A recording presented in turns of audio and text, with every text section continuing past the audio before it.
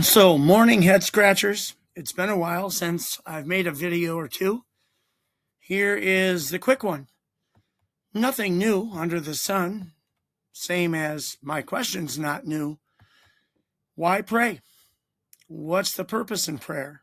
Does it really make sense when I listen to a Calvinist pastor open in prayer, asking that hopefully people will, come to Christ, or that people will understand the word that he's preaching that day, or shouldn't the pastor say something else at least? Like, I hope it's your will, Lord, or maybe I hope it's your decree that.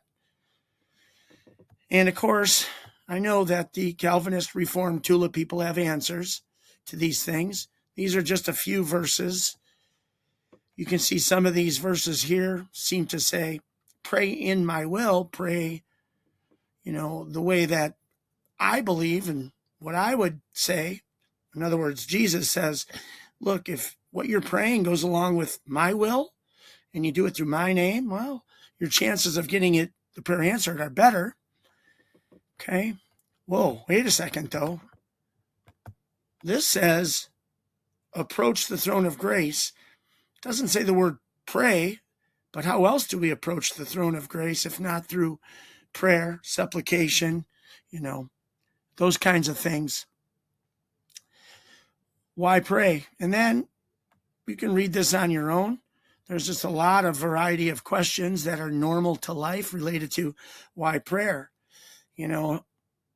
Using the husband model, have I prayed that I would be less nagging? Have I prayed that I'd be better at prayer, less obtuse, maybe less verbally destructive to my family? Maybe I've prayed and asked for more patience, to be more virtuous, to listen better, so on and so forth. Lots of things we could pray for, right? But why? What is the purpose? There can't be one if everything's been predetermined, preordained for his good pleasure, his good purpose, right? Stop hoping for better. Stop praying for things that you think God could manipulate. I mean, there's just a disconnect in this. Quit trying.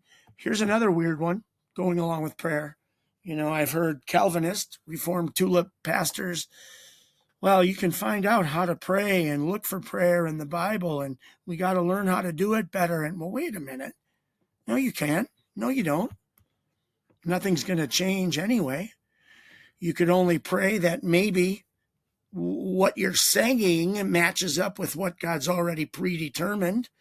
I don't know what the purpose of that would be anyway, because with regular normal thinking, if everything's been predetermined, wouldn't you just end up going, oh yeah, God predetermined that, so it wasn't really the prayer that answered it. He just made that connection in my life. If the prayer was answered for someone else, you couldn't really find excitement in that, or, that God's really looking out for you or wants to, really build you up and lift you up and build a relationship with you because it was predetermined anyway. And he also forced you through predetermination to accidentally pray correctly for the thing that came true that he already predetermined. I know I sound like I'm mad, not mad. It's just confusing. There's total disconnect in the teachings of TULIP. So 4 minutes is more than long enough. There's the words again slowly, few verses, the head scratcher question.